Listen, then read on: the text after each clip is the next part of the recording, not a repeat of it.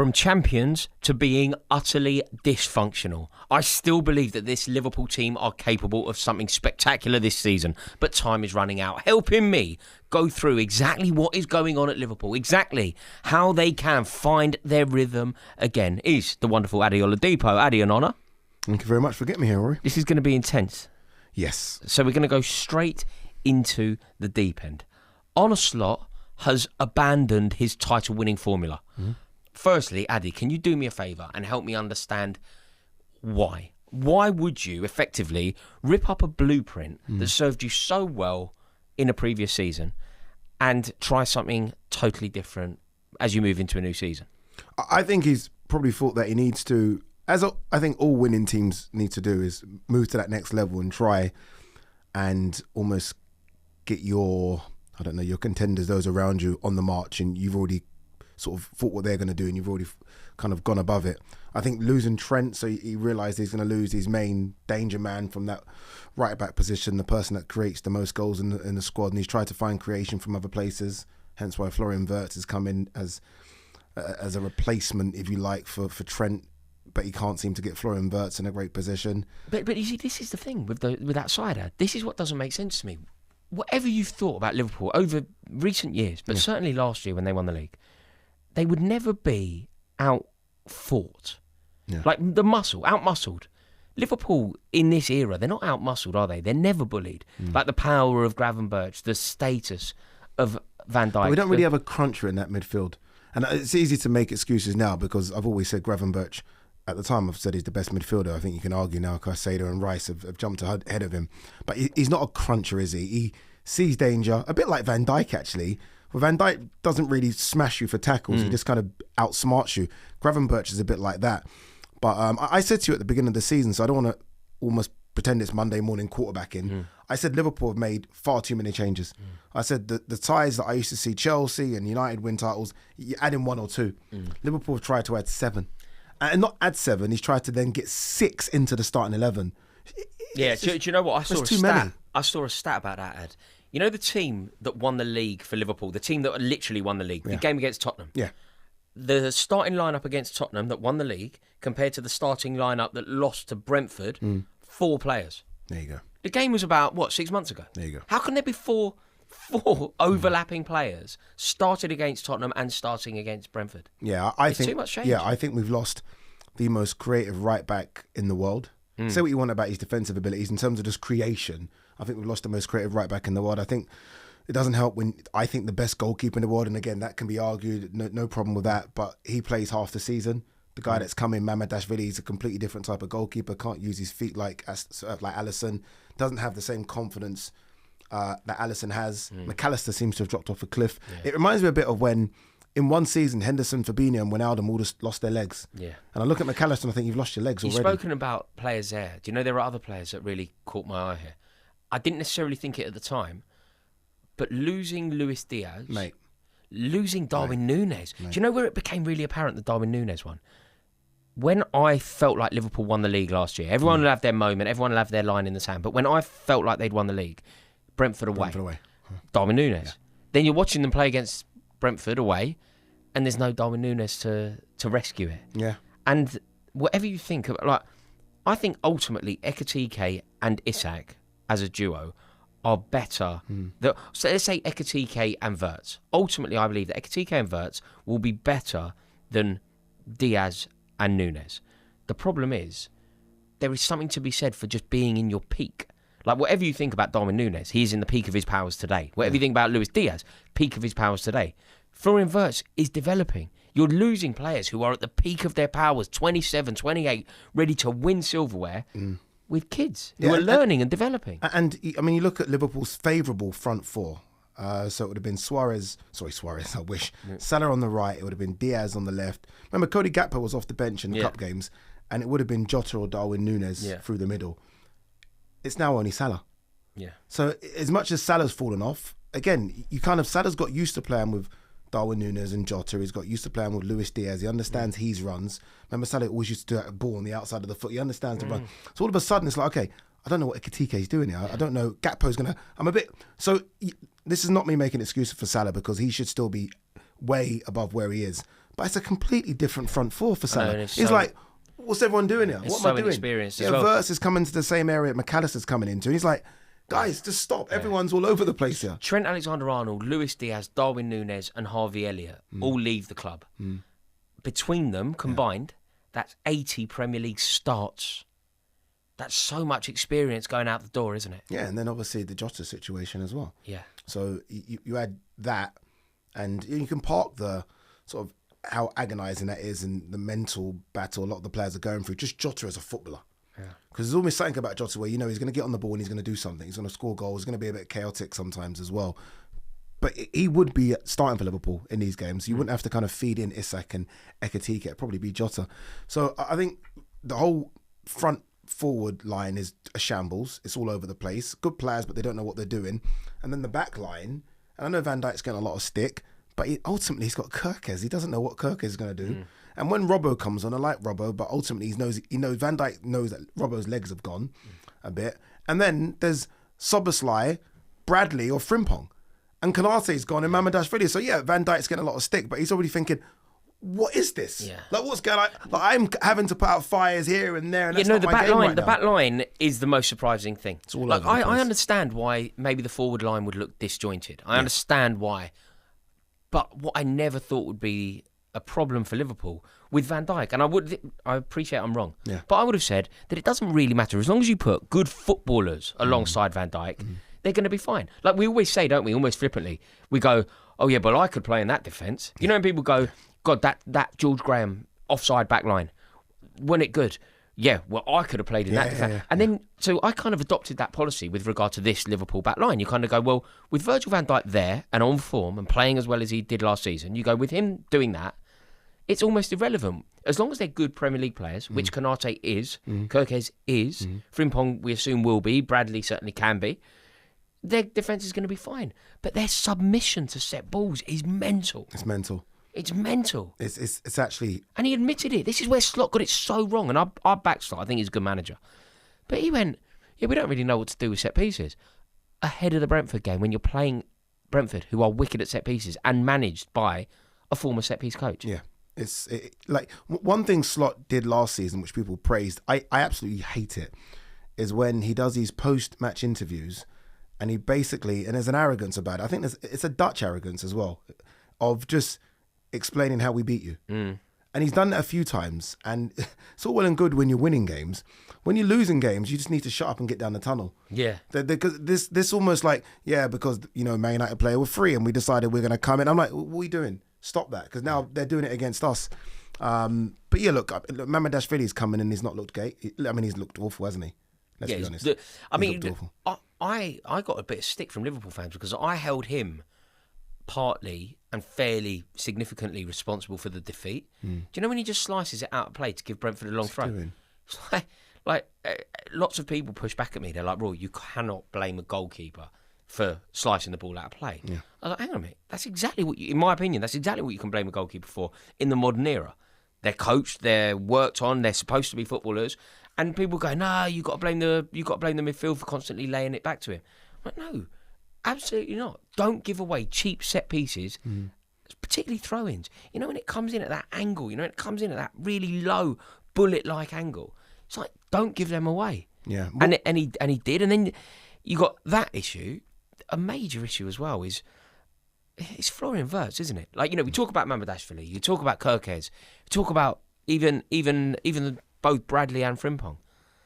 But I just don't think Florian Wirtz can play in a three-man midfield. I just don't think he can do it. It's a problem. I saw Wirtz, and look, it's Frankfurt, so let me just be careful. But I saw Wirtz coming off the right against Frankfurt, and I was like, I like that.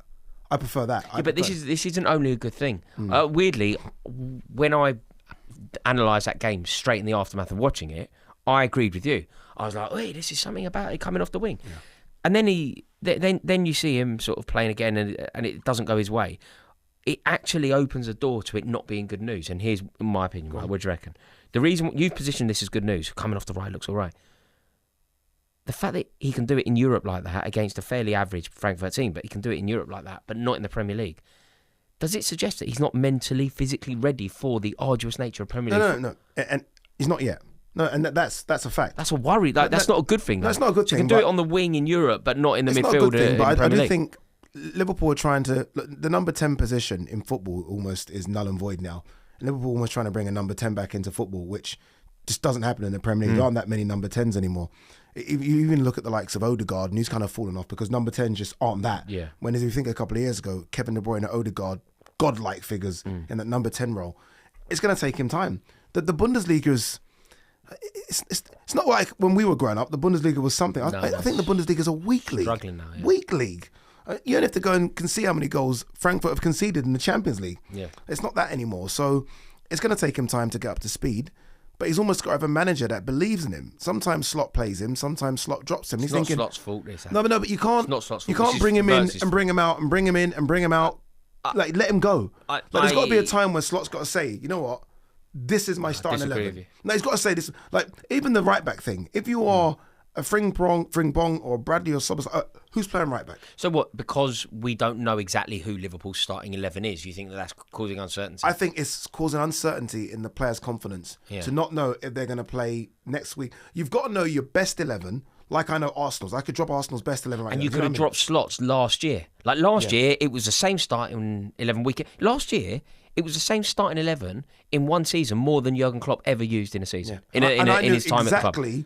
The first sub, the second sub, the third sub. I knew, okay, he's going to get tired. Gakpo's going to come on for Luis Diaz right now. Yeah. You just knew what was going to happen. Yeah. And then it was going to be a Darwin Núñez Jota thing. That was it. Yeah. That was it. And sometimes you get a little bit of shimmercast for Robbo. Right now, everyone's like, well, I don't know what I'm doing. No, but I think you've been really hard. I don't agree with this, primarily because the reason that Florian Wirtz is in the team, out the team, in the team, out the team, is because Liverpool's form has been so shaky that they're relying on Florian Wirtz, the £100 million player. Like when he first landed, I was very sympathetic, and people go, "Well, you've changed your tune."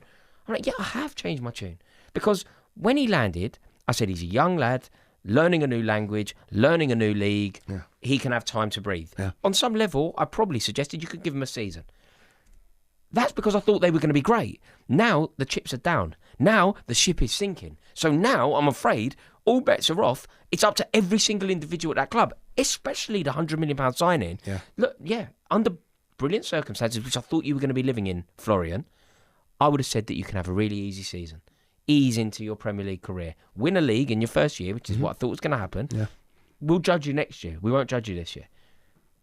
All bets are off, mate. Sorry. But the game's changed. Agreed. You're in the team, and now Slot's taking you out of the team because you're not playing. Then he's throwing you back in the team because he needs you to perform and you're still not performing. Yeah, but you're right. But ultimately, it's easier when you come into a team when the so-called experienced and world-class players are firing. Ultimately, he's playing in a team where Salah doesn't even want to look like he passes the ball. Salah doesn't even want to look like he looks at him. That was a great... I saw it against Frankfurt. Like the easiest pass for Wirtz to nick one in, just to get Wirtz's confidence back, and Salah tries to whack at the goalkeeper himself.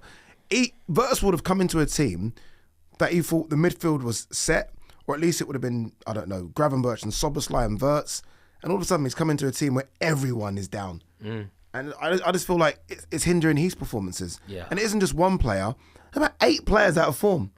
Yeah. 8. No, I mean, apart from Ekitike, who looks like a superstar, and Dominic Szoboszlai, who deserves nothing but credit. He's been our best player this season, yeah. Yeah, Szoboszlai and Ekitike can have... They can do the old Mourinho chin-up, right? That's it. That's it. That's it.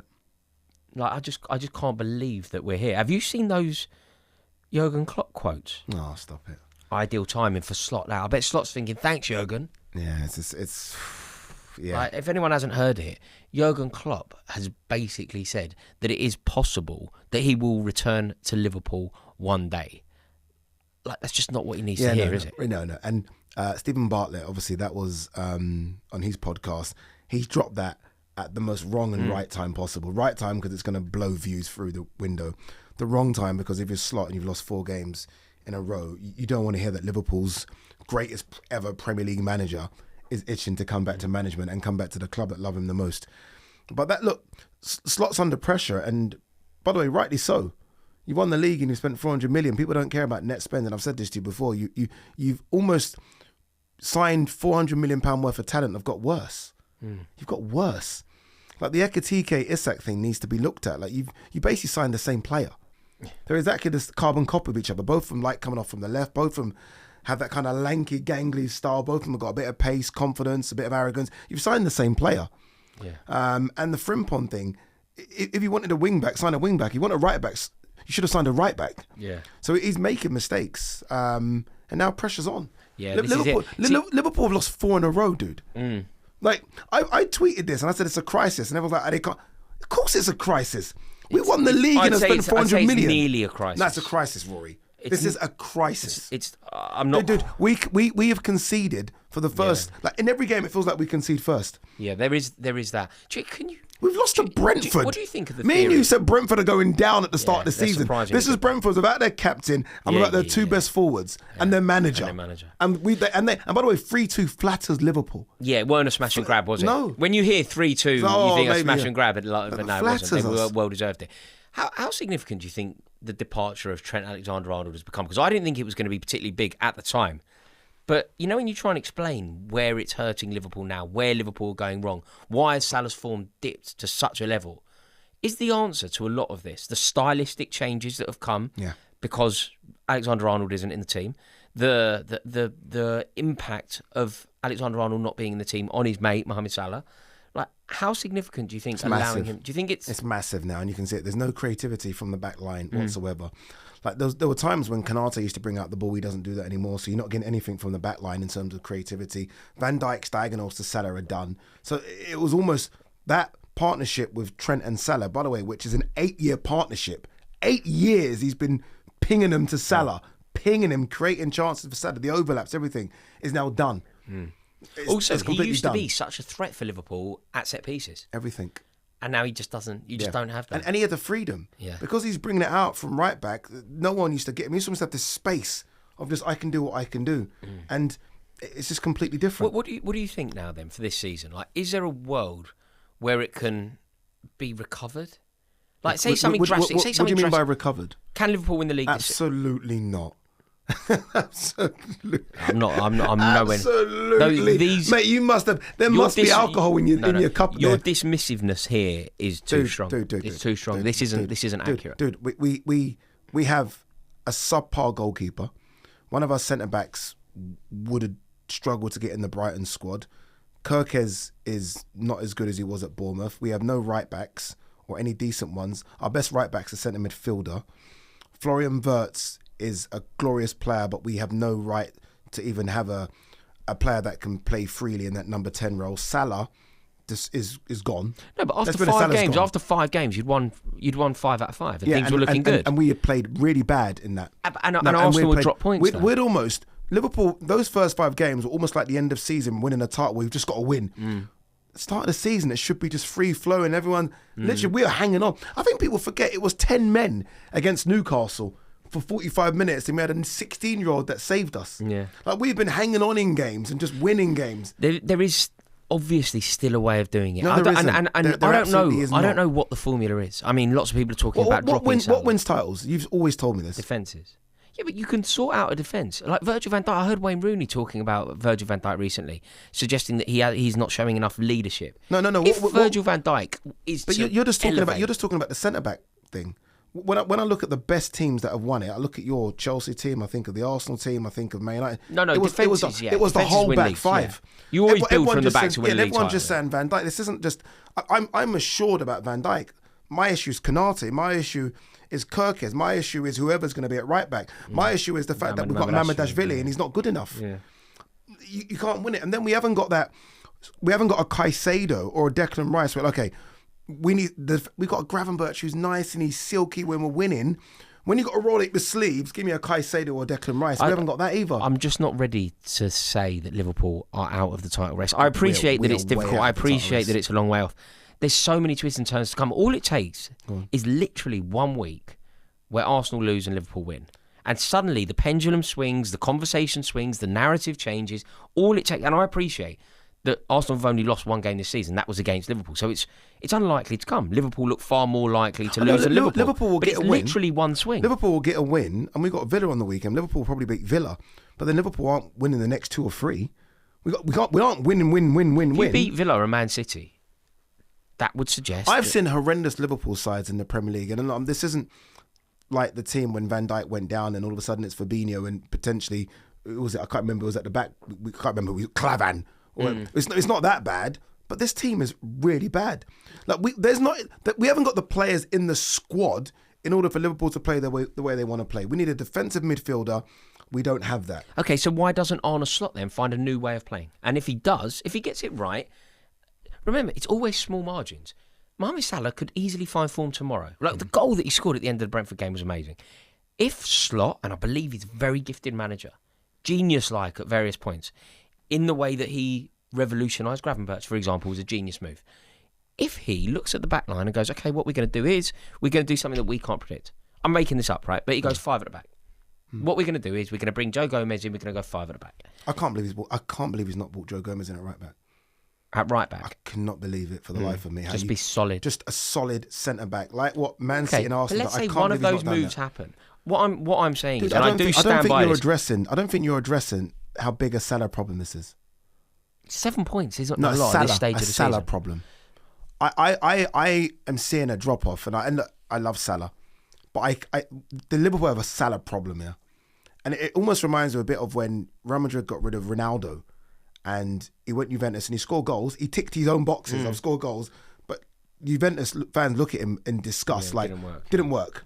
And even when he came to United and he scored caused a lot of problems. And I'm Salah almost now reminds me of a player that as long as he does his job, which is I'm getting my goals and my assists, we're fine. We've got an issue with Salah not running back, and no one seems to want to address it. He does no defensive work. So let's just say that Slot finds the formula to win, and that involves dropping Mohamed Salah, but he finds the formula to win. There is no doubt in my mind that Arsenal will have a blip. They will go through their period of slump. It will happen. I don't know. I think Arsenal so defensively. Yeah, they're defensively sound. This is as good as Chelsea. Like this is that defensive, mate. They just beat Atletico Madrid 4-0. Just brushed them aside, mate. Do you know what? I did a bit of research into this because I was a little bit worried about them breaking our record, and the records. They're never going to break it. I'll tell you. Let me give you an example. I don't think they'll break it. Sorry to cut across you, but I don't think they need to break it to win the league. No, I think Arsenal can concede 25. But just on that record, just to demonstrate, it isn't quite as impressive. When you see 3 goals in 9 games, when you see that, you're like, oh my God, they're going to do so well. When I did a little bit of research into this, it's quite common. For example, 2014, that Southampton team, Mauricio Pochettino, they conceded 2 goals after 9 games. Southampton, Yoshida and them boys. Remember that Schneider inside, Ricky Lambert? 2 goals after 9 games. So let's not pretend that this is like I thought it was, by the way. When I say let's not pretend, I might have been the one pretending because I thought that it was more extreme. I'm going to say back 6. I'm going to pretend for the want of this argument that Declan Rice is at number 6 and he isn't really. But that back 6 of Raya, Gabriel, Saliba, Calafiori, Timber, Declan Rice just Ben White if they need him. It's frightening. Mascara came on against Liverpool and I didn't even realise Saliba went off. Yeah. I agree. They're looking good and they're favourites for the league. They're all 6'2". They're favourites for the league. 6'2". But they're monsters. We've seen Arsenal capitulate. I'm not suggesting it happens. On some level, I kind of think they're certainly favourites. But Liverpool are still in the hunt. I'll give you a chance now. Liverpool can't win 5 in a row. Can Liverpool still win the league? I'll give you one chance now to revise your prediction on how Liverpool's season ends. I wish they could. Trust me, it hurts me. I wish they could. So you're revising? Because did you say Liverpool before the season started? Of course I did. So you're saying you're changing? Completely. Mate. Completely. You like the wind, mate. You like the wind. I am staying with my prediction. Well, that means we don't then, definitely. That means we definitely don't. Touche. Not much more I can say to that. Thank you so much for watching this video. Let me know your thoughts in the comments section below. Make sure that you subscribe to Ade Oladipo's YouTube channel. The link is in the description below and you can find fantastic content over there. Let us know your thoughts. Hope you've enjoyed it. Ta-da.